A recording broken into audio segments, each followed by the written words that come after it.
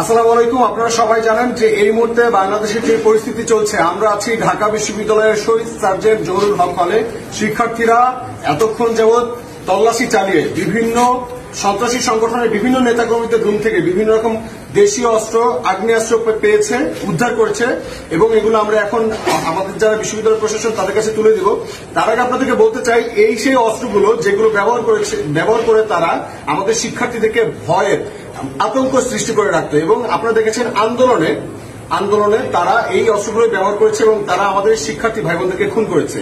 তো আমরা এখানে যারা শিক্ষার্থীরা আছি তারা সবাই এই জায়গায় আমরা একমত হয়েছি, আজকে থেকে ঢাকা বিশ্ববিদ্যালয়ে কোন সন্ত্রাসী সংগঠনের লোকজন এই হলে বা ঢাকা বিশ্ববিদ্যালয়ের এরিয়ার মধ্যে প্রবেশ করতে পারবে না। কোন সন্ত্রাসী কার্যক্রম ঢাকা বিশ্ববিদ্যালয়ের মধ্যে চলবে না। আর যদি কেউ এই সন্ত্রাসী কার্যক্রম করার চিন্তা ভাবনাও করে থাকে তাহলে আমরা তার চিন্তার মধ্যে ঢুকে তারপর সেটাকে প্রতিহত করবো ইনশাআল্লাহ।